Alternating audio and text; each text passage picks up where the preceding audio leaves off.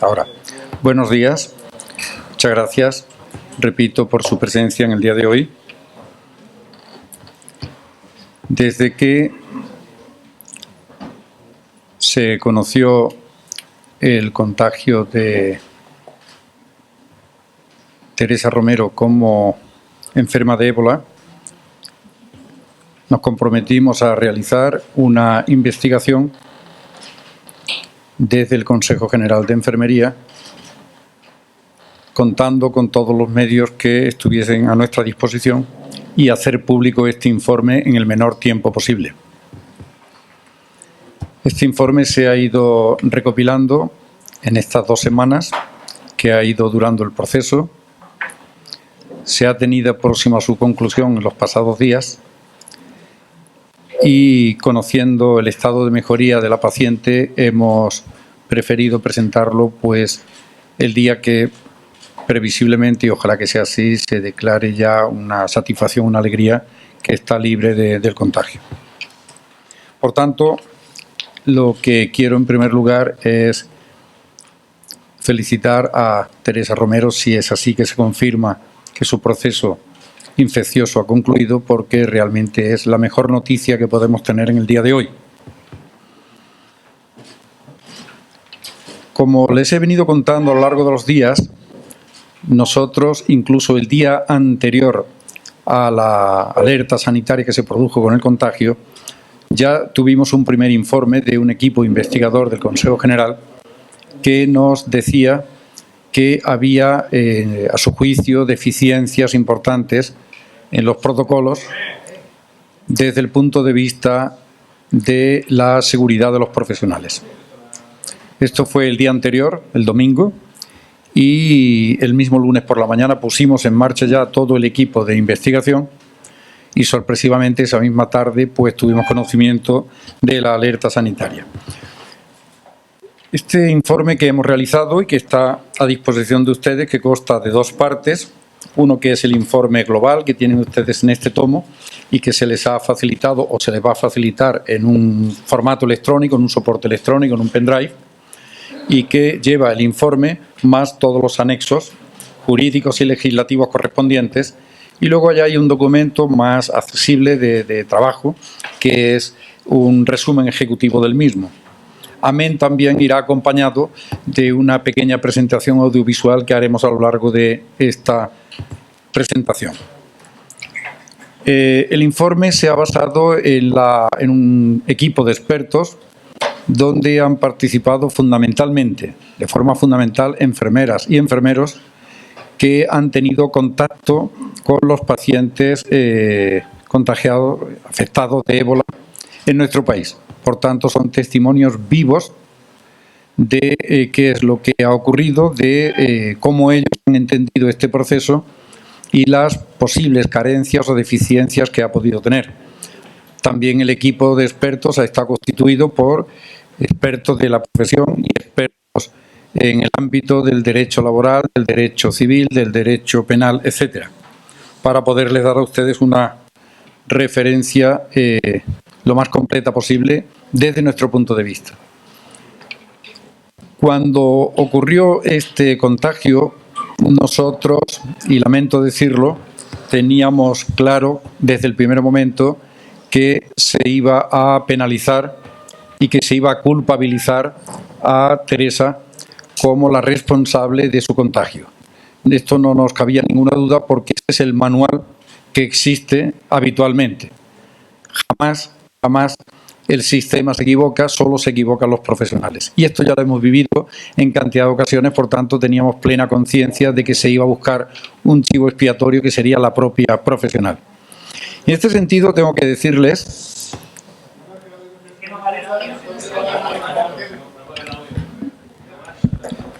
bueno, pues a ver, ahora se oye mejor. A ver, ¿se oye ahora mejor? Bueno, pues yo les repito rápidamente. Les decía, lo que pasa es que si ustedes me ayudan un poco, yo puedo hacer oír mejor mi voz. Les decía que desde el primer momento fuimos conscientes, el equipo de trabajo que ha realizado esta investigación, de que más pronto que tarde aparecería como chivo expiatorio la propia profesional. Les decía que esto es de manual, es el manual clásico que hay. En esta misma sala yo presenté hace unos años también el caso del niño Rayán, ustedes recordarán, niño que falleció por un error en Madrid, y siempre el profesional es al que se le busca la culpabilidad. Les decía que precisamente el miércoles, estando reunido yo con un número muy importante de enfermeras y enfermeros, yo no, todo el equipo, de enfermeras y enfermeros del Hospital La Paz Carlos III, de los que habían intervenido y estaban interviniendo en el proceso, ya comentamos que creíamos que pronto saldría la noticia de algún error. Y efectivamente, al cabo de poco rato, ya salió la noticia dando una versión probable, una hipótesis de que podía haber sido por tocarse la cara. Bien, nosotros desde el primer momento lo que hemos tratado, y así lo hemos dicho a los medios de comunicación, es de intentar averiguar, porque este es un caso novedoso, es un proceso novedoso a nivel mundial, a nivel de nuestro país, pero estamos viendo que en otros países muy desarrollados, con sistemas de salud muy desarrollados, también se producen contagios. Por tanto, es algo nuevo. Ante algo nuevo, todos debemos de trabajar juntos, todos debemos trabajar en equipo, desde la transparencia, desde la humildad, nunca desde la soberbia o la prepotencia.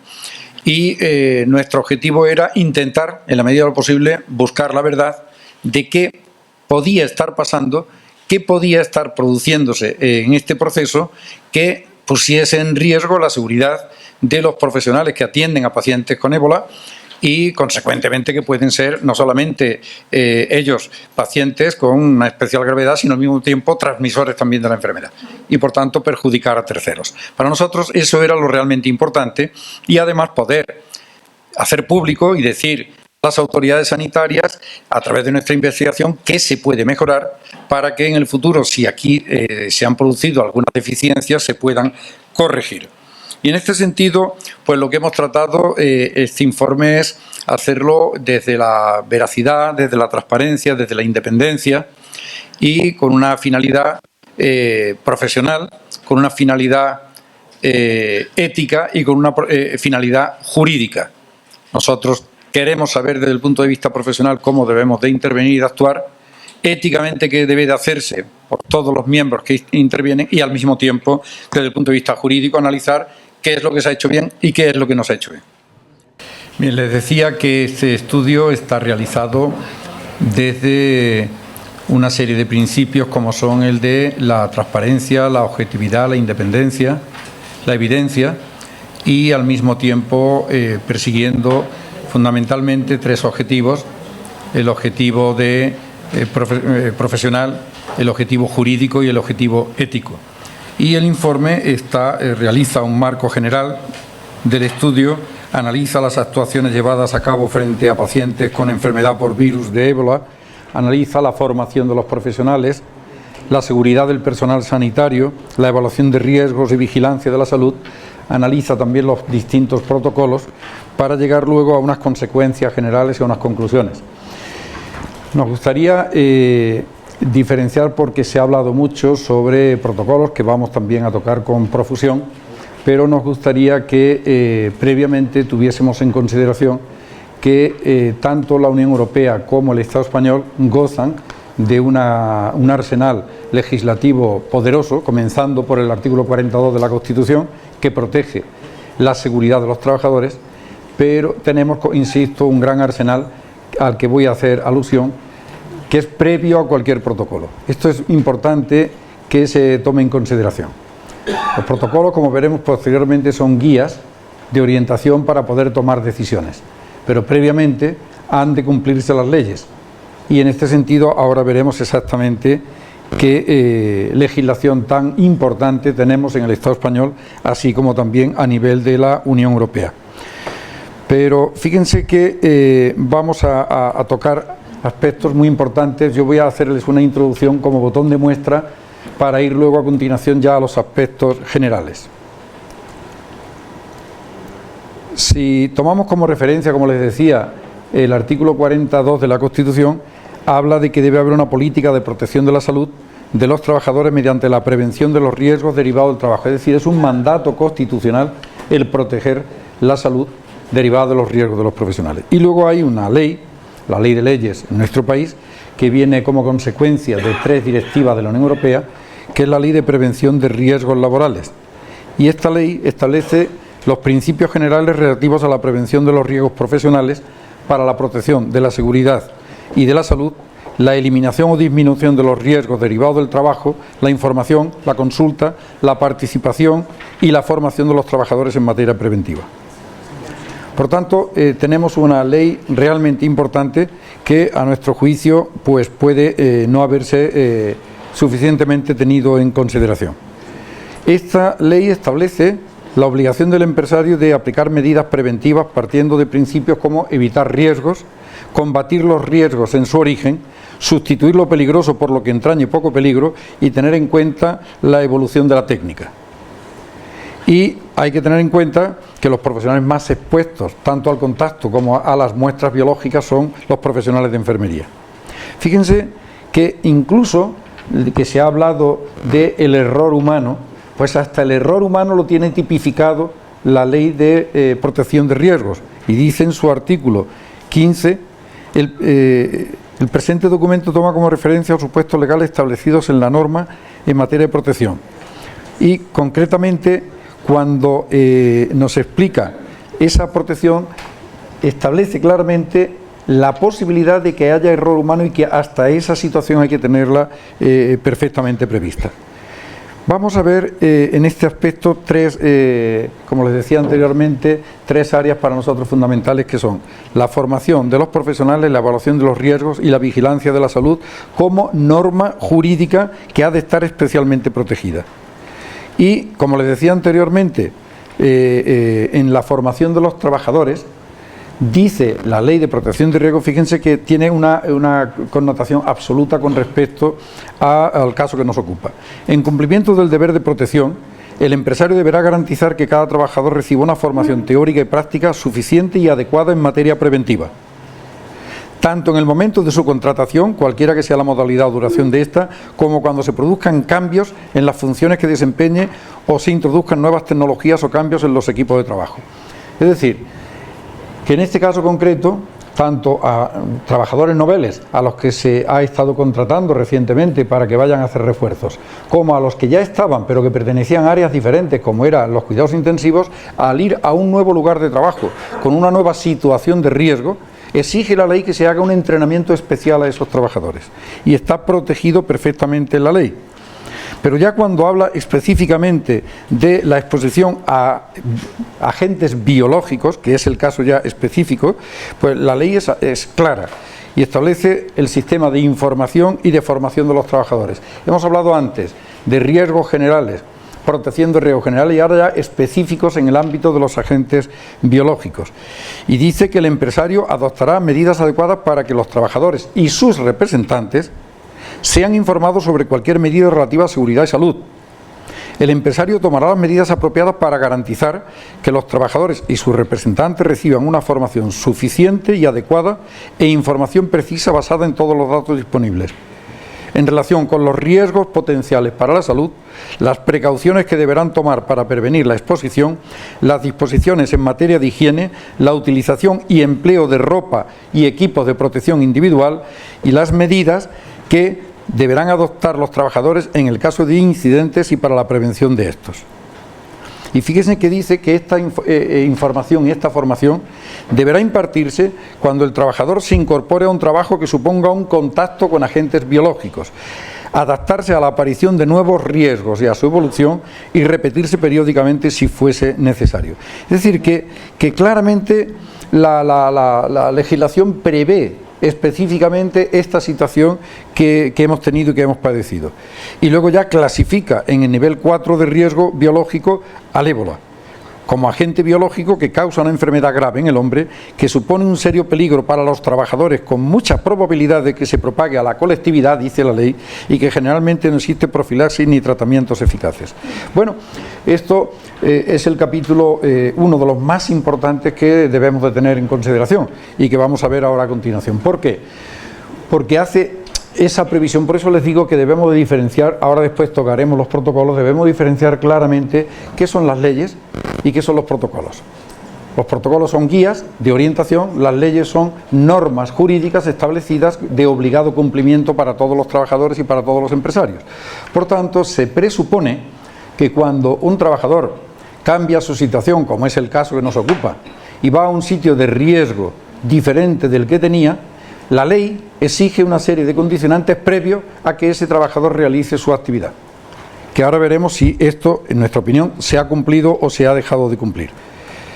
Bien, en este sentido voy a pasar ya rápidamente a hacer un análisis de lo que realmente ha podido ocurrir.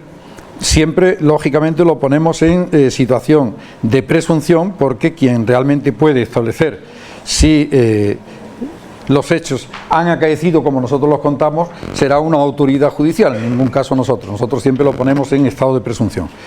Ustedes en los documentos que se les han facilitado van a poder, todo esto que yo les estoy sucintamente diciendo, ver cómo está reflejado artículo por artículo en todo el compendio legislativo del que estamos hablando, y también incluso van a poder ver el análisis comparativo que se ha hecho de la segunda parte de los protocolos, tanto el de la Organización Mundial de la Salud, el del Ministerio de Sanidad y el de la Comunidad de Madrid con el Instituto Carlos III. Pero qué consecuencias, y por tanto van a poder ustedes hacer un seguimiento bastante completo de ello. ¿Qué consecuencias concretamente en el ámbito de la formación de los profesionales tiene este posible incumplimiento? Pues miren, tanto el protocolo de la Organización Mundial de la Salud establece la necesidad de que el empresario dote a los trabajadores de una formación suficiente y adecuada. Y dice que debe existir un entrenamiento para numerosas actividades relacionadas con los cuidados de los pacientes con enfermedad por virus de ébola. Bueno, pues tanto el protocolo del Ministerio de Sanidad como el del Carlos III prácticamente no hacen referencia a los capítulos de formación del personal. Lo podrán ustedes ver en el análisis comparativo. ¿Qué podríamos nosotros interpretar de esto? Pues evidentemente que se presupone que estos profesionales han cumplido y sus empresarios han cumplido la ley. Es decir, que previamente, por imperativo legal, han recibido la formación suficiente sobre todo el proceso, sobre el manejo de los dispositivos, de su protección, etcétera, etcétera. Porque el protocolo, insisto, tanto del Ministerio como de la Comunidad de Madrid, prácticamente no hacen mención al capítulo de formación, que sí el protocolo de la OMS. Tengan ustedes en cuenta que el protocolo de la OMS es un protocolo universal que está más pensado en los países de origen del ébola, en países africanos, con unas circunstancias y condiciones completamente diferentes a las nuestras. De hecho, si ustedes tienen la curiosidad de mirar en la página web de la OMS, está retirado el protocolo en estos momentos. No existe el protocolo de la OMS en su página web en estos momentos. ¿Por qué? Porque han visto que evidentemente no es un protocolo que esté realmente adaptado hoy a las peculiaridades de lo que son los estados occidentales, que tienen unos sistemas de vida y unos sistemas de protección y unos sistemas sanitarios completamente distintos. De ahí que, por ejemplo, ustedes hayan visto las modificaciones permanentes que se han venido haciendo en el protocolo, y eso es correcto, los protocolos han de ser dinámicos. No es así como las leyes son, mucho más estáticas, mucho más contundentes. El protocolo en el día a día puede ser modificado. De hecho, ustedes han visto que en la última modificación, por ejemplo, se ha tenido en consideración la temperatura a tener en cuenta. Cuando se habló en el penúltimo protocolo de 38,3, posteriormente 38,6, ahora se baja a 37. ¿Por qué?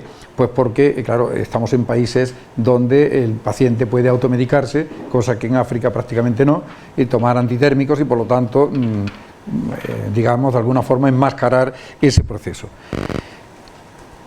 Nosotros decimos con contundencia que las enfermeras y enfermeros que han contribuido a este informe aseguran que no han recibido la formación necesaria ni conocen los protocolos específicos por lo que manifiestan que no se sienten capacitados para atender con garantías a estos pacientes.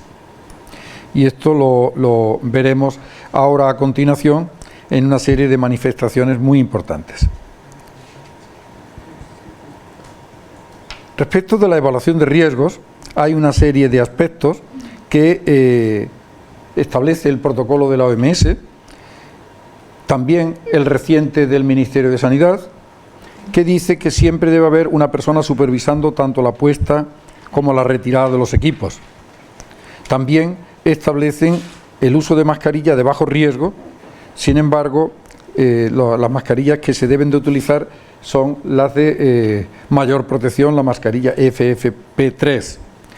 El uso de las calzas tiene que ser impermeable, y así se pensaba que era. Sin embargo, cuando llegan los profesionales de la unidad de amenaza bacteriológica NBQ del SAMUR, detectan que esta parte del EPI no se cumple y no son impermeables, y a partir de ese momento se modifica y se cambia, como veremos posteriormente.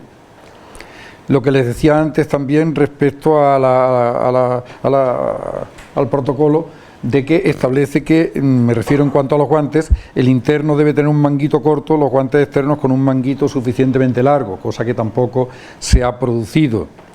Luego, otro aspecto también muy interesante, que es el de las gafas de protección. Las gafas de protección, según la legislación vigente, el Real Decreto 773/97 sobre disposiciones mínimas de seguridad, establece que han de ser antibao, no eran gafas antibao.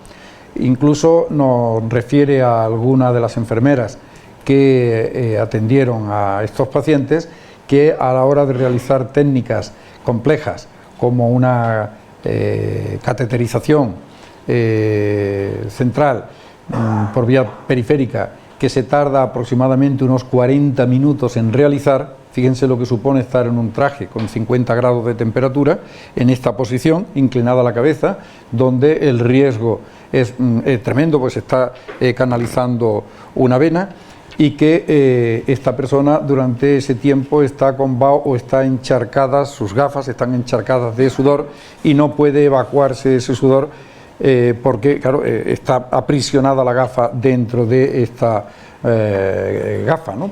Por tanto, esto es un riesgo importante el que se ha producido. Según nos comentaba este profesional, pues llegó a estar en una situación casi de shock cuando no sabía qué tenía que hacer, porque estaba haciendo esa cateterización con riesgo para el paciente y con riesgo para él mismo de pincharse accidentalmente, y que un pinchazo traspasa los guantes de seguridad y es contagio seguro. Y, insisto, esto está regulado en la norma jurídica, que han de ser antibao y no eran antibao.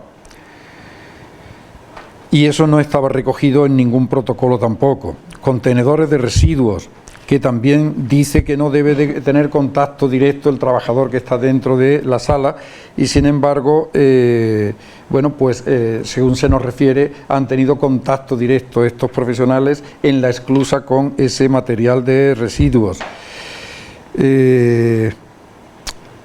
También se nos dice que la persona responsable de la supervisión del manejo, como ustedes han visto que estaba en protocolo primero de la OMS y posteriormente en el del Ministerio de Sanidad, no se ha dado esta circunstancia de forma arreglada, sino que algunos compañeros se han ayudado a otros, y ya en algún supuesto concreto, en algún caso, alguien de salud laboral ha aparecido por allí, pero no desde el punto de vista de cumplimiento estricto de la norma. Otro aspecto también, y es que el personal, siguiendo indicación de los servicios de medicina preventiva, utilizaba inicialmente un antiséptico Bis-Spray por encima de los EPIs. Y tras días de utilización de este producto, medicina preventiva, el mismo servicio les indica que no sigan utilizándolo, ya que han comprobado que se pueden producir poros en los trajes con el consiguiente riesgo que esto conlleva. También en relación con los cuidados post-mortem, los profesionales no habían recibido ningún tipo de formación ni de información, por tanto desconocían qué es lo que debían de hacer en esos momentos, y tuvieron que esperar a la llegada de la funeraria para que la funeraria fuese la que estableciese qué es lo que había que hacer. Es decir, el personal sanitario desconocía qué hacer, pues con los catéteres, con todo lo que era esa persona en esa situación. Bueno, estos son algunos ejemplos que yo les pongo y que sería ahora, vamos a ver, como les decía, un pequeño vídeo para que veamos cómo se ha entrenado al personal y qué tipo de seguridad o no seguridad es la que se ha producido. Pero fíjense ustedes en materia de vigilancia de la salud, que eso está tipificado, como les decía anteriormente, en la Ley de Protección de Riesgos, en los Reales Decretos, pues establece que el profesional ha de ser consultado y sus representantes a la hora de establecer los riesgos. Esto en ningún caso se ha producido y además incluso sus consideraciones no se han tenido en cuenta a la hora de evaluar el riesgo. Ustedes recuerdan, porque lo han visto y lo han dicho hasta la saciedad, que por ejemplo en el ámbito de la formación, pues los profesionales tuvieron que dirigirse para exigir la formación a las autoridades del hospital, a las autoridades sanitarias de la comunidad e incluso al propio juzgado, cuando, como les he dicho y ustedes comprobarán en el documento, existe una ley que obliga a que se haga y además dice cómo se tiene que hacer, y en este caso no solamente no se impartía, sino que han tenido que exigir que se les diera esa formación. No han sido los profesionales citados individualmente por parte del Servicio de Vigilancia de la Salud, como es preceptivo en la Ley de Prevención de Riesgos, es decir, son una serie, en nuestra opinión, y no consta que se hayan llevado a cabo reconocimientos de salud sobre las enfermeras expuestas ajustadas al nuevo riesgo laboral. Y no han considerado aspectos que están también tipificados en la Ley de Prevención de Riesgo, que son las capacidades psicofísicas, las características del trabajador, el estado de salud del mismo con carácter previo a la realización de su actividad laboral de riesgo. Bueno, esto son toda esa serie de circunstancias que yo voy repasando. Yo rogaría, si es posible, en este momento pasar, son muy pocos minutos de este vídeo, no sé si está preparado para poderlo proyectar.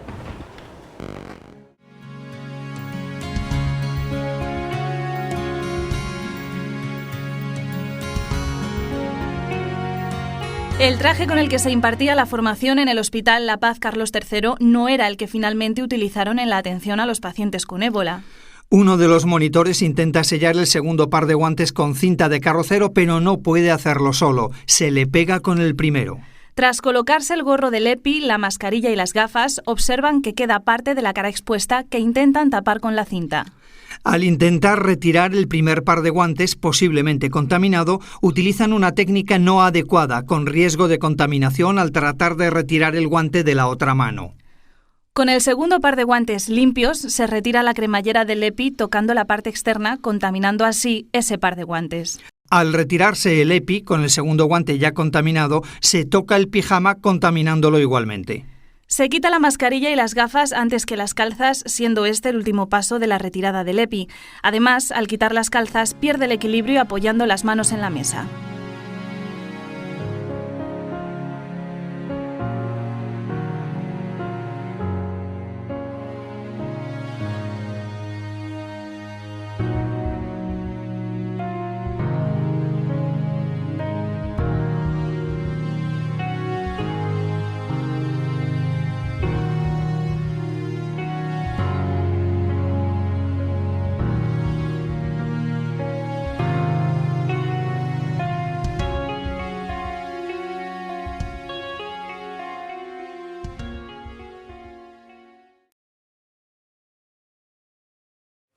Se inicia el procedimiento poniendo la primera calza. Es importante fijar las cintillas hacia adelante y tras colocar la segunda calza, sellar con cinta americana, ambas calzas. Colocación del primer par de guantes y posterior sellado con cinta americana igual que las calzas. Se procede a la colocación del mono y colocaremos la parte de la pierna hasta la mitad del zapato. Se procede a la colocación de la mascarilla. Se procede a la colocación de la parte superior del mono. Por último, se procede a la colocación de la capucha del mono y se sella de forma completa la cremallera. Tras la colocación del segundo par de guantes, se sella igual que el resto de elementos. Se colocan las segundas calzas impermeables, de la misma manera que las previas. Y se sellan igualmente. Uno de los últimos elementos se trata del capuz que se coloca sobre el mono y por último Se procede a la colocación de las gafas y habrá que colocárselas uno mismo con ayuda de una persona que te las ajuste para que no quede ningún hueco, para que no se produzca vaho.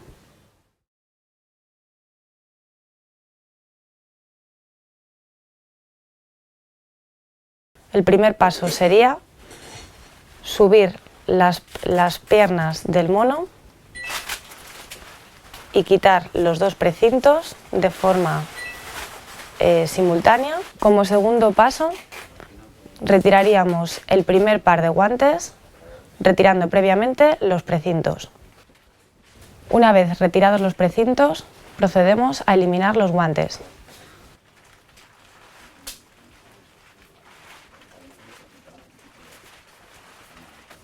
El tercer paso consiste en retirar a la vez el capuz y la gafa, en un movimiento en el que las manos se introducen por debajo del capuz y hacia adelante se elimine a la vez.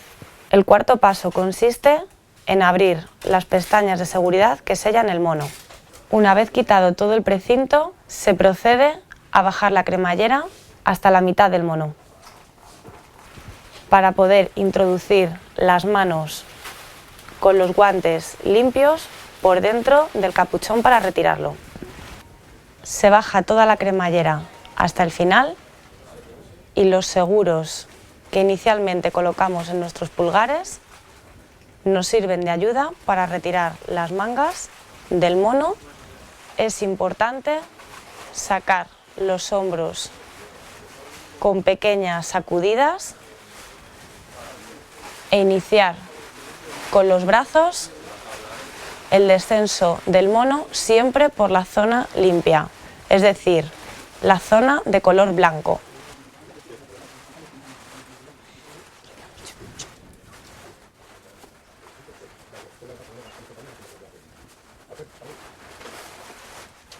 Retiramos en antepenúltimo lugar las calzas. Previamente se retiran los precintos, las cintillas de seguridad, eliminamos las calzas. El penúltimo elemento a eliminar es la mascarilla, en un suave movimiento hacia adelante. Y por último, se retiran los guantes.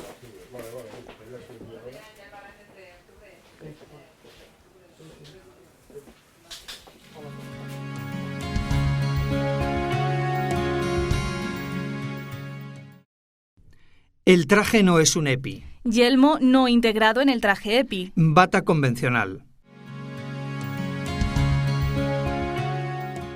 El traje no es un EPI. Mascarilla respiratoria no autofiltrante. Bata convencional. El manguito del guante no cubre por encima de la articulación de la muñeca y no está sellado. Calzas convencionales no impermeables. El casco con pantalla protectora debe ir encima del EPI. Mascarilla respiratoria no autofiltrante. No protección integral de la cabeza. La frente queda libre, no existe aislamiento de la misma. El manguito de los guantes debe cubrir la articulación de la muñeca y no está sellado. Pantalla protectora. Se recomienda el uso de este sistema encima del EPI en el caso de no disponer de gafas protectoras. Bata convencional. Se recomienda el uso de EPI. Calzas convencionales. Las recomendaciones de los protocolos indican que las calzas han de ser impermeables.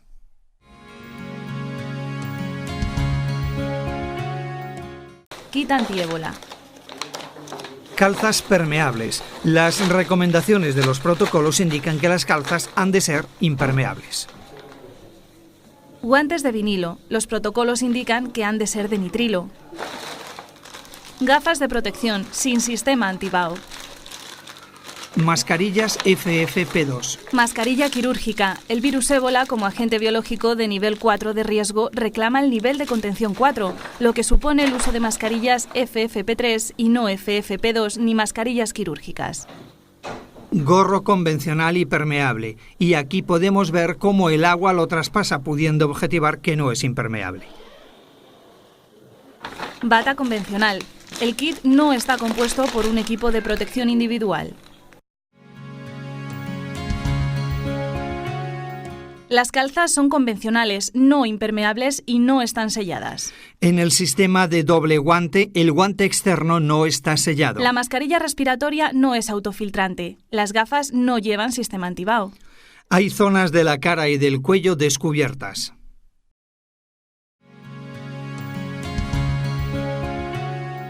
El traje no es un EPI, se utiliza una bata convencional. Las calzas son convencionales, no impermeables.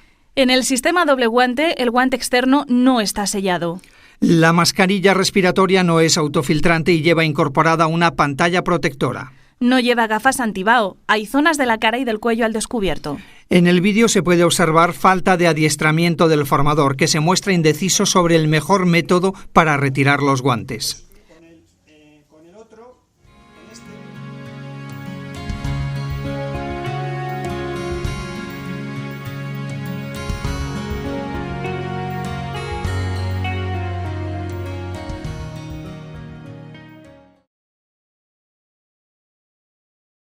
Estos son vídeos que nos han facilitado colegas, enfermeras, enfermeros de estos hospitales estamos hablando de la instrucción. Estos son instructores, los que están enseñando a los que tienen que hacerlo posteriormente. Y bueno, han visto ustedes que ni el equipamiento responde a lo que está regulado, ni el entrenamiento tampoco. Por tanto, claro, el riesgo, lógicamente, es importante. Aquí estamos analizando un caso concreto, pero a lo largo de las 2 semanas he venido diciendo que evidentemente no hay una preparación suficiente a nivel de todo el Estado español sobre esta situación. Me van a permitir que pase a hacer unas conclusiones en 3 ámbitos. El primero, sobre la normativa de prevención de riesgos laborales y biológicos, su grado de cumplimiento o de incumplimiento. El segundo, sobre los protocolos, en su análisis comparativo, cumplimiento o incumplimiento, y unas conclusiones finales y unas recomendaciones. En este sentido, recordarles que, como les he dicho al principio, el arsenal de que disponemos jurídico, legislativo, es realmente riquísimo. 3 directivas europeas sobre prevención de riesgos laborales, prevención del riesgo biológico, exposición a agentes biológicos. El artículo 40 de la Constitución, la Ley de Prevención de Riesgos Laborales, el Real Decreto sobre Protección de Trabajadores contra riesgos relacionados con la exposición a agentes biológicos, el Real Decreto sobre disposiciones mínimas de seguridad y salud relativo a la utilización por los trabajadores de equipos de protección individual y el Decreto que regula las actividades de producción y gestión de los residuos biosanitarios y citotóxicos en la Comunidad de Madrid. Es decir, regulación jurídica, como ustedes ven, tenemos toda. La protección debe ser absoluta. ¿Qué posibles incumplimientos se han podido producir? Pues en el ámbito de la formación de los profesionales, nosotros creemos que no se ha recibido la formación tal y como está tipificada en la norma, con anterioridad y con la especificidad del riesgo que se estaba contrayendo, e incluso les podría decir, y en el informe así se recoge, que se han detectado casos de enfermeras o enfermeros que directamente se han incorporado las vacaciones al Carlos III, a la habitación de alguno de estos pacientes contagiados por ébola, es decir, sin nunca haber tenido ni siquiera la mínima información ni entrenamiento, que en algunos casos de 6 enfermeras o enfermeros que tenían ya que intervenir directamente, de ellos 4 solamente habían recibido un curso de 15, 20, 30 minutos, y de esos 4 tan solo 2 habían hecho la prueba de un traje, y los otros 4 entraron sin haber conocido ni siquiera cómo se ponía o cómo se quitaba el traje. Por tanto, los fallos, en nuestra opinión, en el ámbito de la formación son muy importantes y, insisto, tipificados claramente en la normativa. ¿Qué se está haciendo ahora? Pues tengo que decir que, a partir de que efectivamente el Gobierno tomó una decisión de crear una comisión especial dirigida o presidida por la señora vicepresidenta, se han dado pasos muy importantes. Se han dado pasos importantes, pero en nuestra opinión insuficientes, porque estos vídeos que les acabamos de mostrar son recientes y ven ustedes la heterogeneidad que hay tanto en el tipo de trajes como en la formación de los profesionales. Es decir, se hace necesario que se dicten normas claras sobre el tipo de protección y sobre el tipo de formación, y que sean únicas, uniformes y homogéneas en todo el Estado español, porque si no podremos seguir viendo lo que acabamos de ver hace un momento. Respecto a la evaluación de riesgos, concluimos que no se han utilizado mascarillas FFP3. Han visto ustedes en el vídeo cómo no se están utilizando en muchos servicios de salud, tal y como está establecido en la Directiva 2050 de la Comunidad Económica Europea. Que las gafas de protectoras deben de ser anti-BAO y que tampoco han sido, hasta en el Carlos III recientemente, y en el resto del Estado tampoco se están estableciendo ese tipo de gafas. Por tanto, aquí también hay que pedirle a esta comisión especial de seguimiento que preside la vicepresidenta que, insisto una vez más, se tomen medidas de unificación de estos principios y de estos criterios. Respecto a la eliminación de residuos biosanitarios, no se ha facilitado, a pesar de haber decreto de la Comunidad de Madrid, la información y la formación adecuada del personal operativo sobre los riesgos asociados. Respecto de las medidas de control de medio ambiente, pues también creemos, como les dije anteriormente, que el uso de estos sprays ha podido vulnerar la norma. Respecto del manejo post-mortem, exactamente igual. El decreto 44 de la Comunidad de Madrid creemos que no ha sido tampoco tenido en consideración.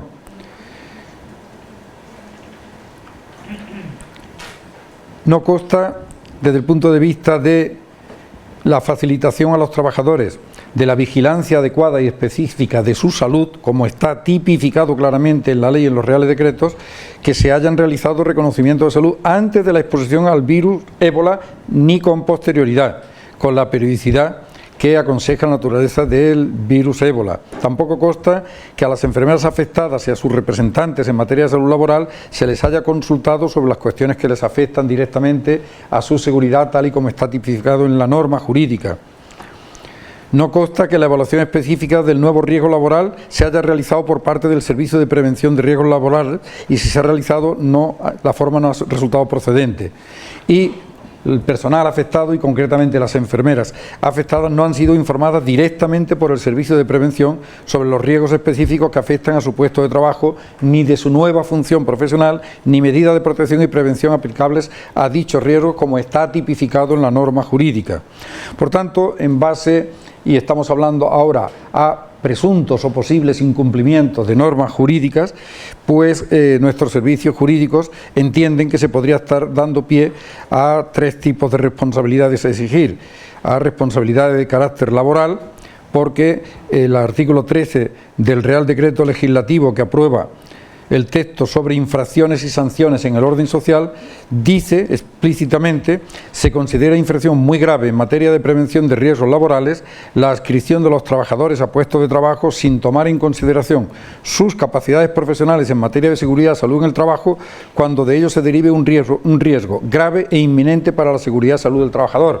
Tanto tipificación clara en el régimen de infracciones y sanciones de la ley.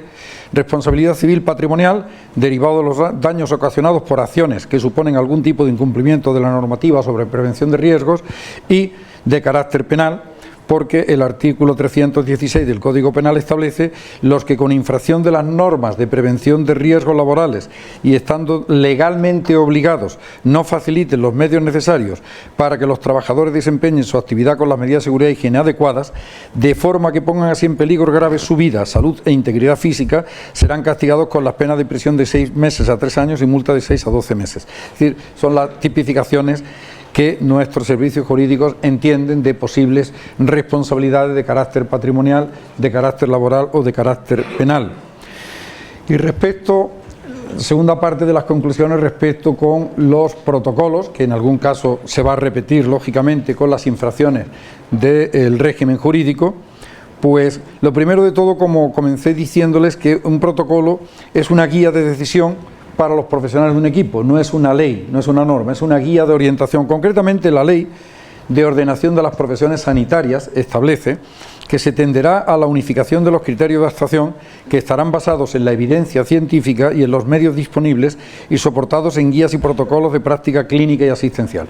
Es decir, la evidencia debe de demostrar y, por lo tanto, debe de tratar de unificarse los criterios de actuación. que es lo que hemos visto en el vídeo que precisamente no ocurre. Pero fíjense lo que dice a continuación: los protocolos deberán ser utilizados de forma orientativa, como guía de decisión para los profesionales de un equipo, y serán regularmente actualizados con la participación de aquellos que los deben aplicar. Bueno, claro, en la estadística que tenemos, en el primer misionero que contrajo el ébola, se tienen tasadas las veces que los profesionales entraron en la habitación aislada. Fueron 108 veces para realizar distintas actuaciones. De esas 108 veces, 102 fueron realizadas por personal de enfermería, es decir, enfermeras y auxiliares de enfermería. 102, que suponen el 95% de todas las intervenciones que se han realizado con esos pacientes. A día de hoy, esta norma ha sido incumplida, porque nunca, jamás se ha tenido en consideración a la profesión de enfermería ni a sus profesionales para elaborar estos y revisar estos protocolos. Es decir, el personal, que supone el 95% de la intervención ante estos pacientes, a día de hoy todavía no ha sido consultado. Si ustedes ven los protocolos, y concretamente el del Ministerio de Sanidad, verán que han participado 6 o 7 sociedades científicas médicas, pero en ningún caso la profesión de enfermería. Tanto se ha vulnerado también este artículo de la Ley de Ordenación de las Profesiones Sanitarias, artículo concretamente 4.7b.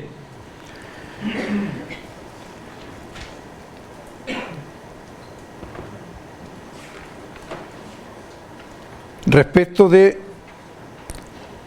los protocolos generales del Ministerio de Sanidad, conocemos 7 versiones, desde la primera que se conoció hace varios meses. Insisto, en ninguna de ellas ha participado la profesión de enfermería, y se han detectado pues una serie de consideraciones que nosotros les exponemos aquí.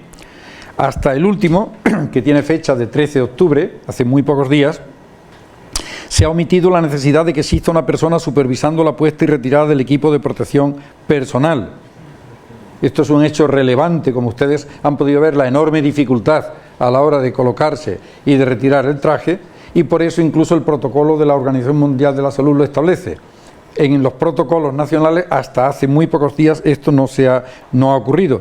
Y por ese tema es por el que les decía antes que voluntariamente algunos compañeros o compañeras lo hacían, y desde luego nadie del Servicio de Salud Laboral, salvo contadas ocasiones, según nos cuentan nuestros colegas. El uso de las mascarillas FFP3, que está catalogado en la Directiva 2200/54, el uso de piernas, las calzas impermeables, que tampoco estaba recogido en el protocolo. No se prevé la utilización de un sistema de guantes dobles con las características adecuadas, guantes internos con un manguito corto y guantes externos con un manguito lo suficientemente largo como para cubrir la manga de los equipos de protección individual. Ustedes recuerdan lo que dijo el médico del Hospital Alcorcón cuando dijo que se le quedaba corto el traje, los guantes, etcétera. Las gafas protectoras, ya no quiero insistir más, que tampoco este extremo ha sido contemplado en los protocolos cuando es la ley la que lo establece claramente en nuestro país. En el tratamiento de residuos no se ha incluido una formación específica en el protocolo para el manejo y disposición de los residuos biológicos, y tampoco establecen la designación de la persona o personas responsables de establecer, supervisar y revisar el manejo de residuos. En relación con los cuidados post-mortem, estamos hablando de protocolos ahora, no existe un procedimiento específico para el manejo post-mortem de los casos.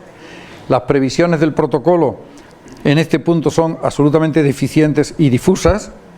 Se ignora cualquier procedimiento en cuestiones básicas, tales como la manipulación misma y el traslado del cadáver, entre otras.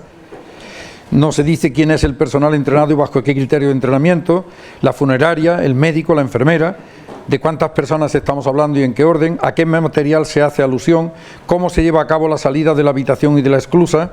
Son momentos clave, son situaciones clave en momentos, como ustedes saben, particularmente de alto riesgo de exposición al virus, y el protocolo no plantea más que generalidades.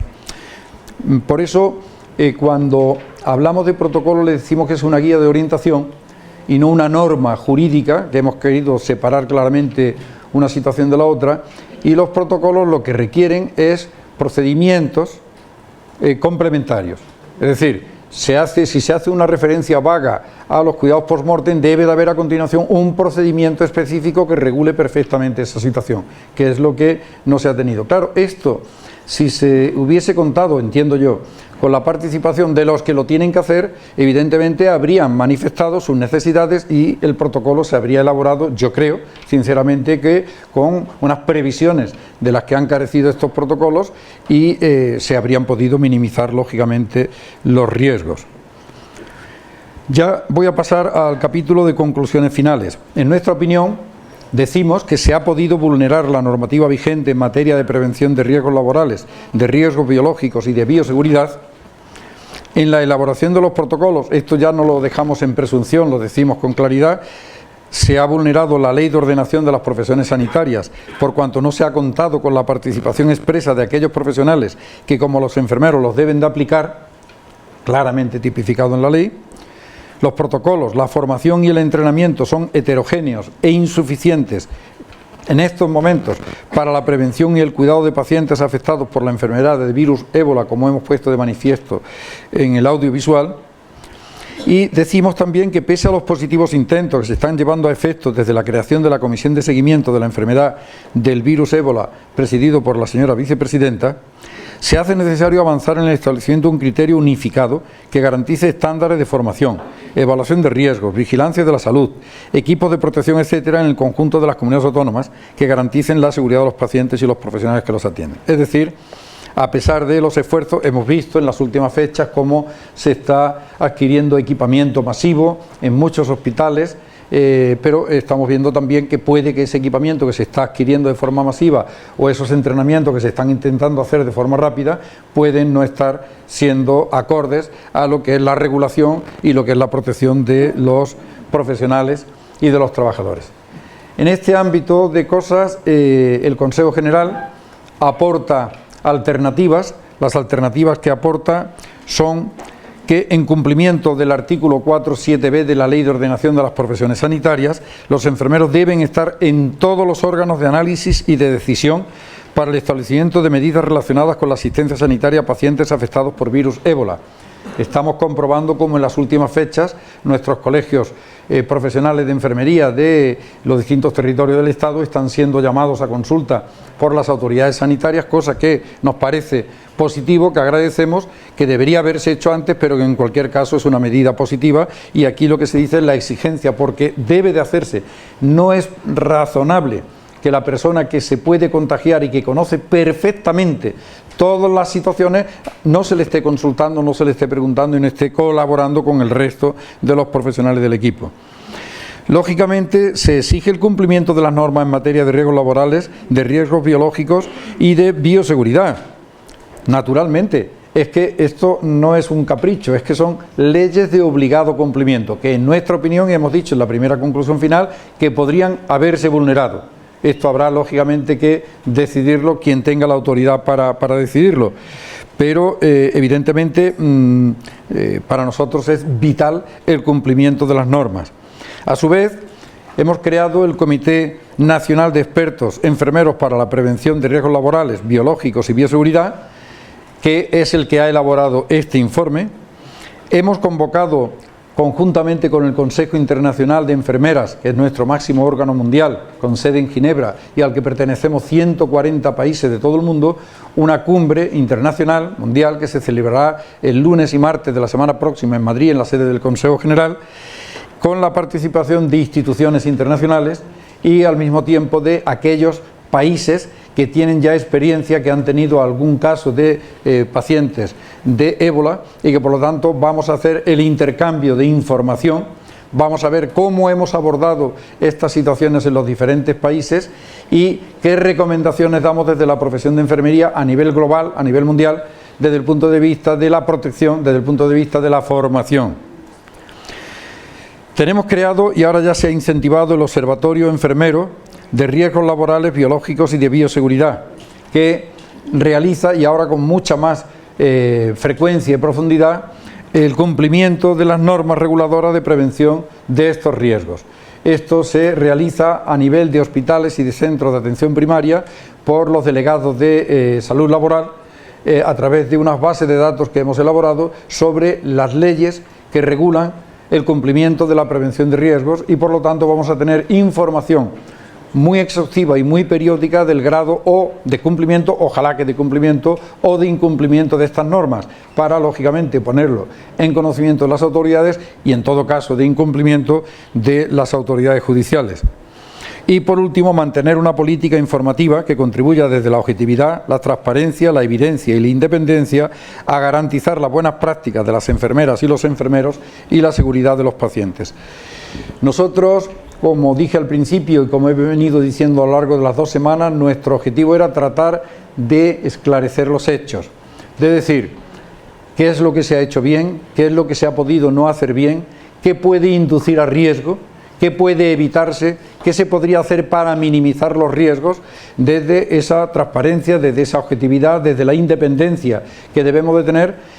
Hemos tenido en cuenta, como les dije al principio, las normas jurídicas de la Unión Europea que nos regulan y del Estado español, y hemos tenido en consideración la información que hemos recabado de toda España y específicamente en Madrid de una serie de hospitales y ya de forma más particular del Hospital Carlos III por enfermeras y enfermeros que con su testimonio personal y vivo nos han ido contando minuto a minuto qué es lo que ha ido pasando y qué vicisitudes han ido sufriendo. Con esto concluyo la presentación y me someto a la consideración de ustedes. Muchas gracias.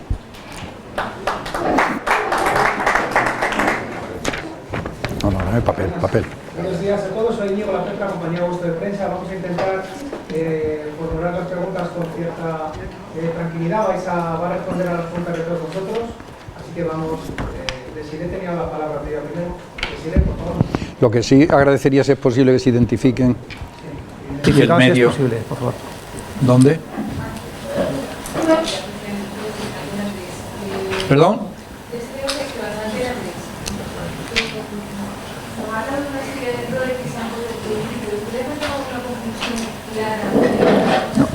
Sí, no, por favor, si se mueve, no, es que no se oye aquí. No, es que no se ha oído, perdone. Le decía que nos... Ahora sí. Ay, ya no toca. En el informe que han elaborado hablan de una serie de errores, sobre todo en cuanto al material, pero ¿ustedes han llegado a una conclusión clara de cómo se ha contagiado Teresa Romero? Bueno, yo dije desde el primer día que eso creía que no se iba nunca a poder saber, porque hay muchos factores de riesgo, como hemos podido ver. Ante tantos factores de riesgo, ¿cuál es el que ha producido la infección? Es evidente que alguno de estos factores de riesgo ha sido, pero ¿cuál concretamente? No lo sabemos. Pero es que creo que nunca se va a poder saber. Lo que nosotros sí decimos es, evidentemente, ha habido un accidente que le ha provocado la infección, el contagio, sin ninguna duda. Pero lo que decimos es, se han puesto las medidas que la ley establece para minimizar, no para evitar al 100%. Ya les hemos dicho 1000 veces que el riesgo cero no existe. Pero lo que dice la ley es minimizar en la medida de lo posible el riesgo. ¿Se han puesto todas las medidas para minimizar el riesgo? Nuestro informe entiende que no. Por tanto, el riesgo ha existido. No solamente en ese caso, sino en otros casos. Ustedes han visto en el vídeo cuando un instructor se rompía los guantes, y era el instructor, se rompía los guantes cuando estaba enseñando a los otros. Se caía y entonces se agarraba a una mesa. Si usted eso lo está haciendo en una esclusa de 1 metro por 1 metro, evidentemente tiene riesgo de poder, cualquiera de estas situaciones le pueden ocurrir y puede provocarse un contagio. Por tanto, no podemos llegar a una conclusión de cuál ha sido, porque hay muchos elementos de riesgo, pero lo que hemos tratado en el informe, cuando ustedes lo puedan leer, es establecer muchos de los factores de riesgo que se han podido presentar y que cualquiera de ellos ha podido inducir a este contagio. Hola, Rosa de Informativos Telecinco. Hola. Hola, buenos días, aquí soy yo. ¿Puedes encenderte el micrófono?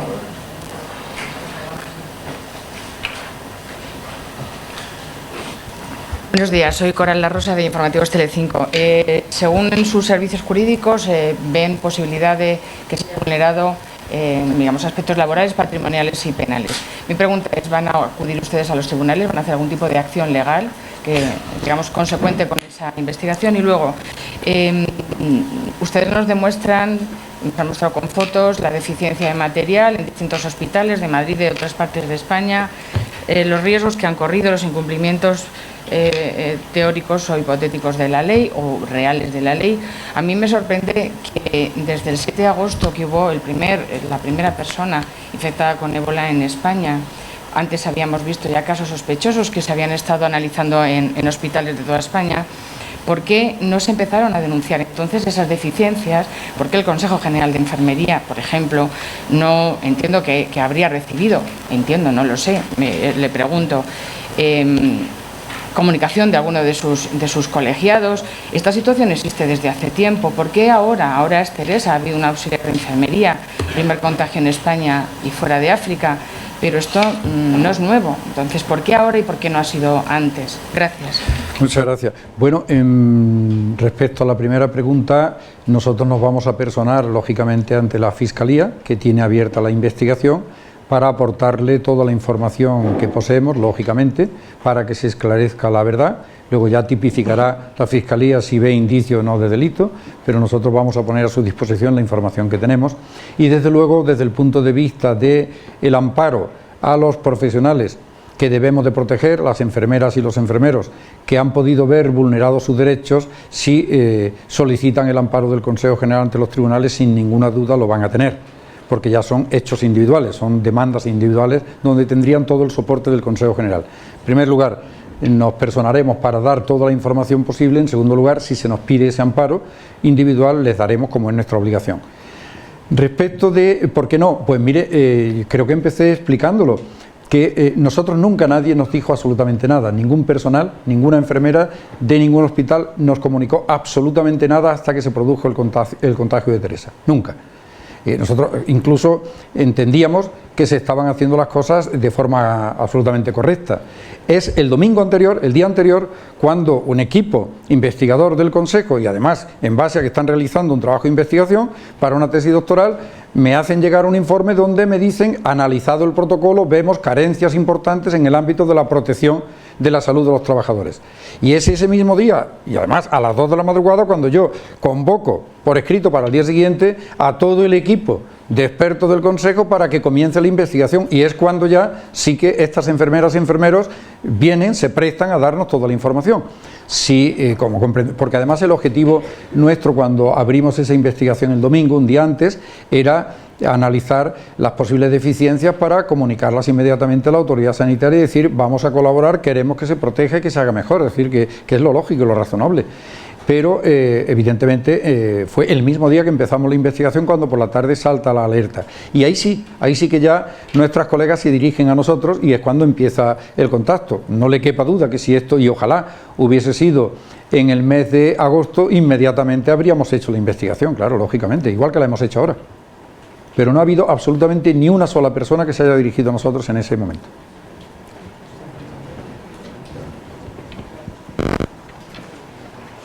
Buenos días, Yolanda de Televisión de Cataluña. También en relación con la vulneración de la presunta vulneración de la ley, le quería preguntar si desde el Consejo General de Enfermería, para ustedes, ¿quiénes serían realmente los responsables? Es decir, quienes pudieran haber vulnerado esta ley. Si la gerencia del hospital, ¿quién? Por no facilitar el material adecuado. Luego también a nivel político, los responsables políticos. ¿Tienen ustedes alguna división después de cómo se está gestionando esta alerta sanitaria? Gracias. Bueno, vamos a ver, nosotros vivimos, y usted eso lo entenderá perfectamente, en un Estado constitucional de las autonomías, donde las competencias en gestión de servicios de salud están transferidas al 100% a las comunidades autónomas. Por tanto, la responsabilidad, a nuestro juicio, de haber puesto los medios necesarios conforme a las leyes, les corresponden a las autoridades de las comunidades autónomas, sin ninguna duda. Porque las leyes son para todos y quien tiene la obligación de cumplirlas es quien tiene la responsabilidad de poner los medios. En ese caso no es el Ministerio de Sanidad, que no tiene competencia porque el personal no es suyo. El personal está transferido todo al 100% a las comunidades autónomas. Por tanto, si hubiese que exigir responsabilidades en el ámbito del cumplimiento de las normas, en mi opinión, son las comunidades autónomas las que no lo habrían cumplido de forma adecuada. Esa es lo que yo entiendo. Desde el punto de vista de dimisión, mire, yo he contestado ya a esta pregunta en varias ocasiones. Una dimisión hay que plantearla, en mi opinión, desde varios puntos de vista. Desde el punto de vista ético, desde el punto de vista político, desde el punto de vista jurídico. Una dimisión desde el punto de vista ético es consustancial a la persona misma.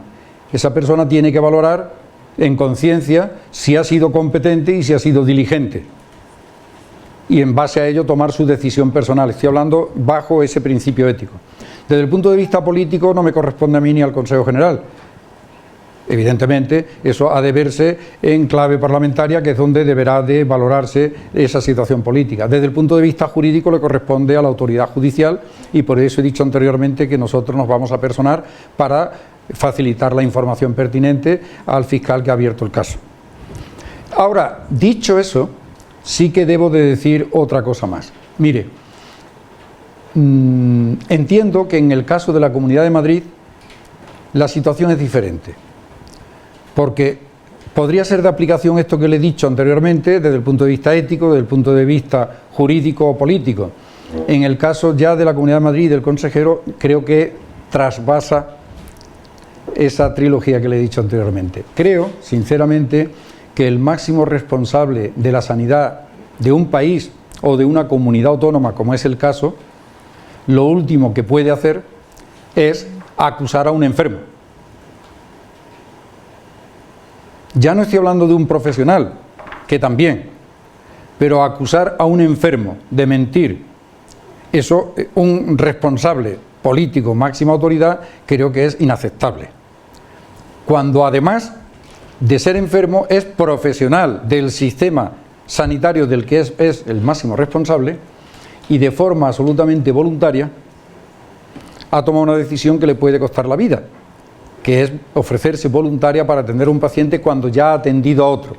Es decir, en vez de premiar esa generosidad de ese profesional, lo que hace es criminalizar a ese profesional, desde el punto de vista del profesional y desde el punto de vista de los derechos del paciente, que están claramente en la Carta de Derechos Europea y Española.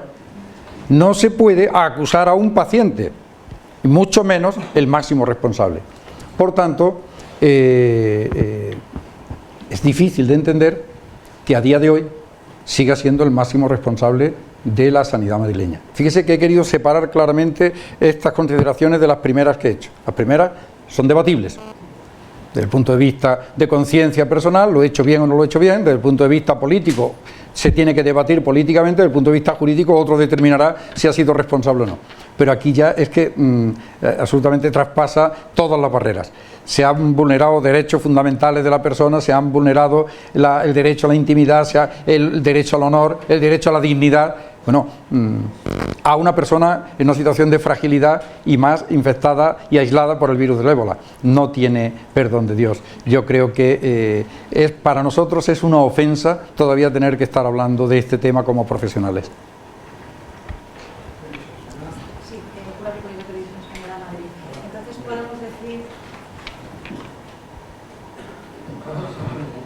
Gracias.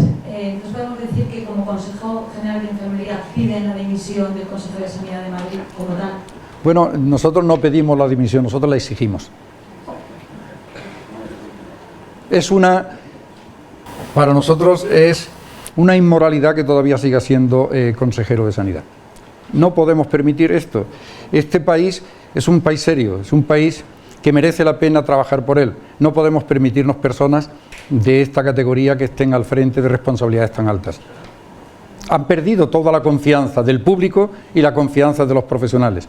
Ha insultado a un paciente, le ha vulnerado todos sus derechos como paciente. Eso en un país mínimamente serio, que se preste de ser un país riguroso y serio, hace mucho tiempo que este señor no sería consejero de Sanidad. Una pregunta más. Hemos visto vídeos de enfermeros en la Comunidad de Madrid, en Logroño, en Andalucía, todos cometían irregularidades, pero ¿hay algún sitio en el que hayan detectado que las cosas se han hecho bien?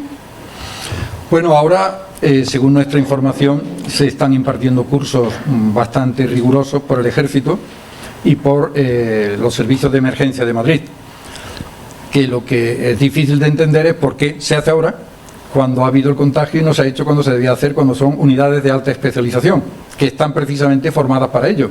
Esas unidades podían perfectamente haber hecho una labor de formador de formadores y esto haberse ido diseminando no solamente en Madrid, sino en todo el territorio nacional. Eso parece que es lo razonable.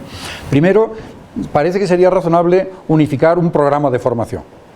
Ese programa de formación, una vez que está unificado, que lo impartan los que de verdad son especialistas. Los especialistas en este país son la unidad del Ejército y la unidad de la Sanidad de la Defensa y la unidad de los servicios de emergencia de Madrid. Bueno, teniendo esas unidades de élite que ya han tenido que intervenir, que yo creo que es razonable que, teniendo ya lo que sería un estándar de programa de formación, realizarlo a formadores magníficos que hay en todo el país y a partir de ahí irlo haciendo en todo el territorio. Entonces se está haciendo en estos momentos por estas unidades aquí en Madrid, sí.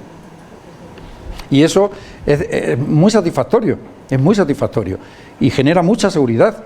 Pero esto es lo que yo lo que he tratado de ponerles es ese ejemplo de que, a pesar del esfuerzo que se está haciendo, que es verdad que se está haciendo ya en toda España, y que se están adquiriendo equipamientos muy fuertes y haciendo inversiones, todo eso es verdad, pero sin embargo todavía falta un poco más de coordinación. Por eso pedimos a la comisión que preside la vicepresidenta que haga un esfuerzo más de coordinación en este ámbito, y que además estamos dispuestos, lógicamente, a ayudarles en lo que necesiten.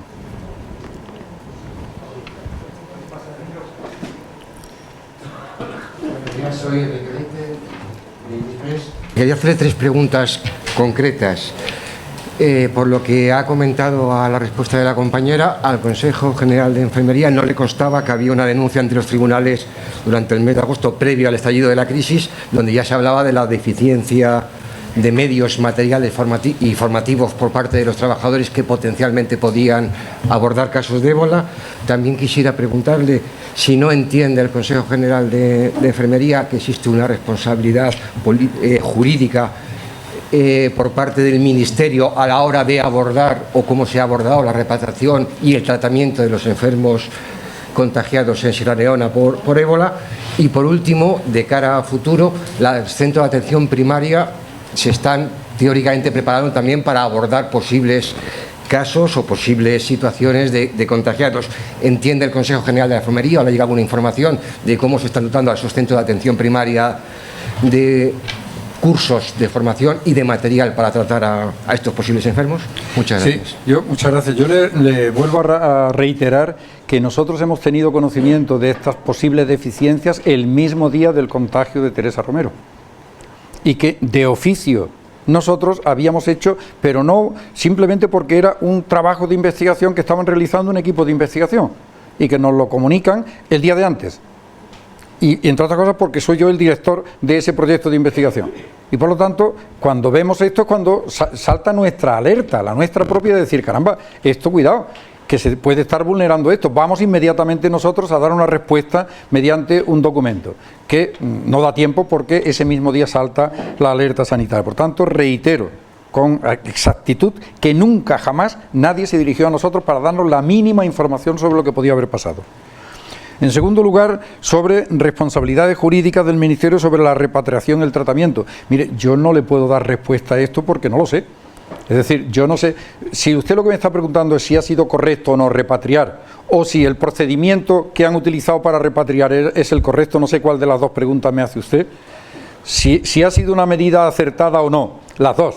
Pues mire usted, yo en cuanto a la medida acertada o no, es un tema en el que no voy a entrar, porque es un tema muy ético, muy moral, y nosotros no queremos en ese aspecto entrar. Lo que sí decimos es que si se tomó la decisión de traerlos porque pudiese ser la correcta, deberíamos de haber tenido la plena seguridad de que teníamos los dispositivos acordes a esas necesidades, y como se ha demostrado posteriormente no ha sido así. Y desde el punto de vista de los centros de atención primaria, pues sí tenemos información también heterogénea, de que se está llevando equipamiento. El entrenamiento está empezando más tarde en primaria que en especializada, eso es cierto, y también hay de todo. Mire, hay de todo. Nosotros lo que queremos es que se corrijan errores, porque podríamos decir muchas cosas y hacer muchas denuncias, pero oiga, que de pronto citen a 100 personas y de forma voluntaria, que estén allí 20 minutos o 30 minutos y digan ya se ha formado el personal, eso no es formación. Eso no es formación, aunque luego en los medios de comunicación se dice hemos formado ya a no sé cuántas miles de enfermeras. No, mire usted, eso no es verdad. Ustedes han hecho un intento de formación, pero eso no es formación. Eso les decía anteriormente a su compañera, que primero establezcamos un estándar de formación y con ese estándar de formación formemos profesionales que a su vez puedan instruir de forma adecuada al resto de los profesionales. Y esto, yo se lo comuniqué recientemente a la vicepresidenta, esto lo hemos hecho ya en otras situaciones de crisis también. Y hemos hecho realmente tendido una tela de araña en todo el país, porque tenemos capacidad de hacer esa tela de araña.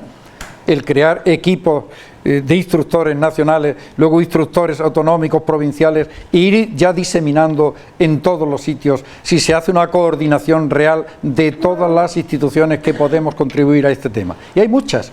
Las propias instituciones sanitarias, los colegios profesionales, los sindicatos, las sociedades científicas, hay mucha gente deseando de colaborar. Hay que coordinar a toda esta gente y ponerla a trabajar. Y de esa forma yo creo que garantizaríamos sinceramente el que tendrían unos niveles de protección y de formación superiores a los que pueden tener. Pero insisto, se están haciendo esfuerzos muy importantes en estos momentos, pero en mi opinión se necesitan más esfuerzos y mayor coordinación todavía. No sé si le he contestado a su pregunta.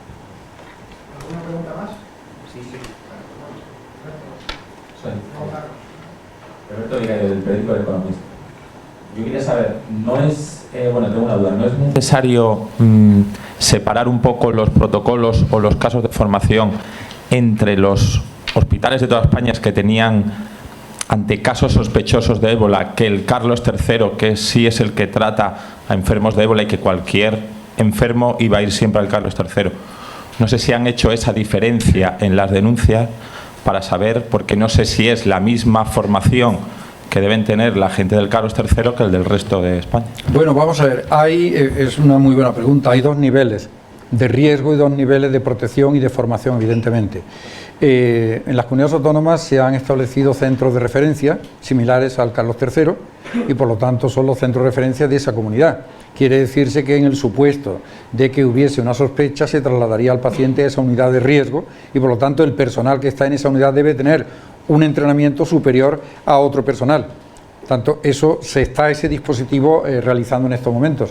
Y claro que hay que hacer dos niveles de formación, uno más básico para atención primaria y otro más especializado de mayor complejidad pues para unidades ya de intervención, como puede ser un servicio de urgencia, un servicio de emergencias extrahospitalarias, una unidad de cuidados intensivos o una unidad de aislamiento. Claro que sí.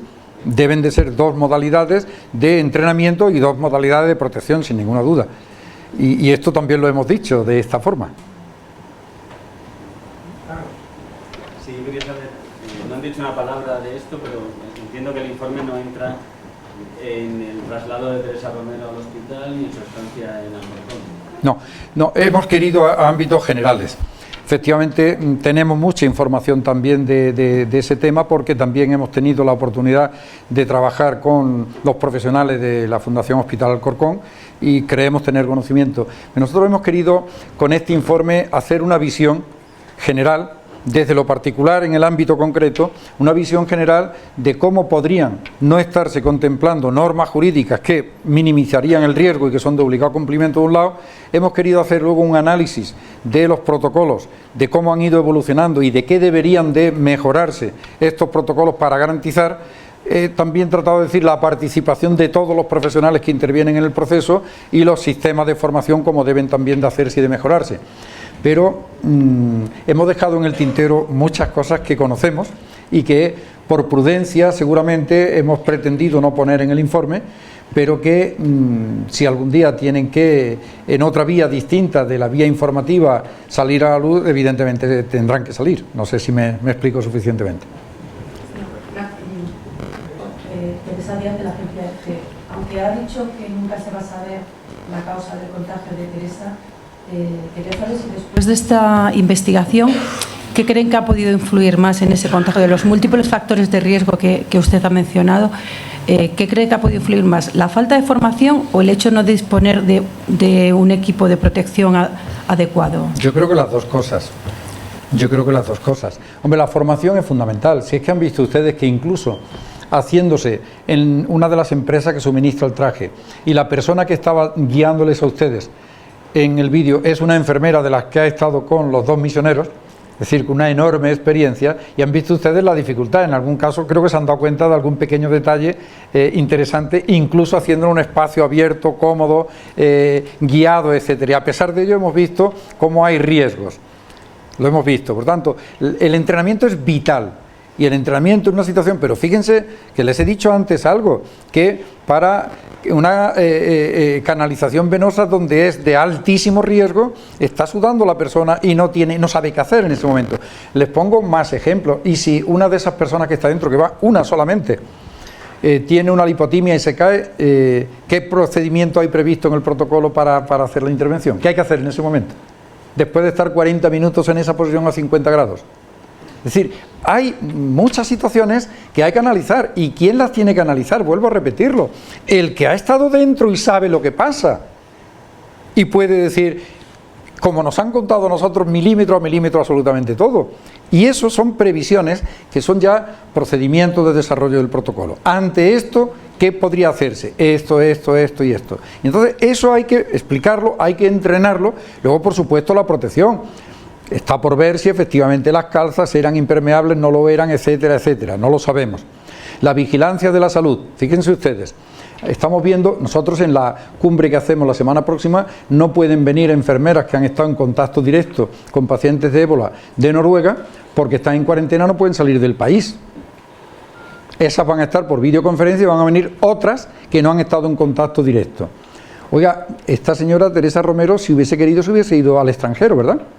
¿Alguien le impidió que se fuese? ¿Se han tomado todas las medidas de vigilancia de la salud? Ahora se están tomando, después de la crisis. Antes de la crisis no se tomaron. Todo esto son las condiciones, las circunstancias que hay que valorar y que debemos de reaccionar ante ellas y decir, bueno, ¿cómo podemos mejorar esto? Claro, un epidemiólogo, un virólogo, un microbiólogo, son personas claves en todo este proceso. Una enfermera es tan o más clave, porque es la que se va a contagiar y la que va a entrar 100 veces a ese habitáculo. Por tanto, los dos riesgos, el de la formación y el de la protección. Pero, insisto, hemos visto ahí los trajes, y eran instructores, y hemos visto cómo quedaban zonas. Bueno, han visto ustedes la primera instrucción de La Paz. Cómo se le rompía al instructor la cinta, cómo dejaba espacios abiertos en la cara y empezaba a sellar con cinta de carrocero. Es decir, y ese es el instructor. ¿Y cómo se cae el instructor? Si ese es el instructor, el que está sentado allí, ¿qué experiencia o qué entrenamiento, en fin, pericia tiene para hacer eso? Y mucho más si resulta que viene de vacaciones y entra directamente en la sala de un misionero.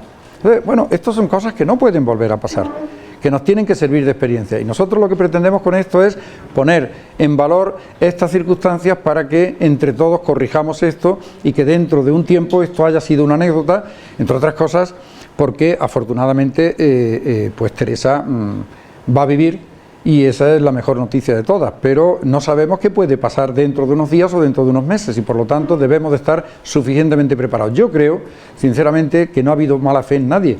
Lo que creo es que no hemos tomado en consideración suficiente lo que podíamos tener. Igual que en otras crisis o epidemias como hemos tenido con la gripe A, que era altamente infecciosa y contagiosa y por lo tanto las medidas fueron excepcionales, pues a lo mejor ha habido un cierto relajamiento por parte de todos, pensando que no nos iba a llegar, que esto era un tema de los negritos de África, que aquí no iba a llegar nunca y bueno, pues que con las medidas que se habían adoptado era suficiente y hemos podido comprobar que no es verdad, que no ha sido suficiente, que esto es un riesgo real y por lo tanto hay que tomar más medidas.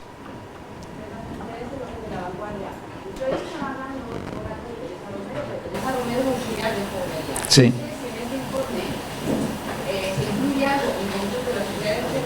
Cuando usted ha dicho que ampararía a cualquier persona, a profesional, para cualquier demanda, no sé si incluiría también a Teresa. Sin ninguna duda. El informe en algún momento trata de los auxiliares de enfermería porque enfermería. Hablamos de personal de enfermería en todo el informe. Personal de enfermería es una clasificación de dos niveles, de enfermeras y auxiliares, y en todo momento se habla de personal de enfermería. Bueno, pues en ese caso, ustedes han hablado también que Carlos III, el primer equipo que entró, de las 6 personas, 4 habían recibido algo de formación, solamente 2. ¿En ese caso estaba Teresa Romero? No, eran 6 enfermeras. Eran 6 enfermeras. Pero, insisto, el informe habla permanentemente de personal de enfermería y cuando hablamos de personal de enfermería nos referimos a las dos categorías de profesionales del equipo de enfermería. la enfermera y la auxiliar de enfermería, porque las dos tienen riesgo. Hombre, tiene más riesgo la enfermera, que es la que manipula lógicamente directamente con el paciente, pero el auxiliar tiene mucho riesgo, por lo tanto hablamos de las dos. Y en el supuesto de que pidiese el amparo, lo daríamos exactamente igual. Sí, y están invitados, hemos tenido reuniones y están el lunes próximo convocados y han aceptado la invitación para participar de la cumbre mundial, sí. Para el tema del auxiliar de enfermería, ¿han visto ustedes si ellos tenían más o menos formación que un enfermero? La misma, la misma. Me permite una pregunta más. Le pediría un diagnóstico profesional en cuanto a ¿podemos estar tranquilos? Si se produce algún caso más de ébola en España, ¿estamos preparados? Hombre, estamos infinitamente mejor preparados que hace un mes o que hace 15 días, sin ninguna duda. Sin ninguna duda. Este caso ha servido para sensibilizar a todos, no solamente a la opinión pública, a las autoridades, a los profesionales, a las instituciones. Por tanto, el grado en este momento que hay de sensibilidad es altísimo. Y el grado de preocupación de los profesionales por estar bien preparados y por poder dar respuesta es importante.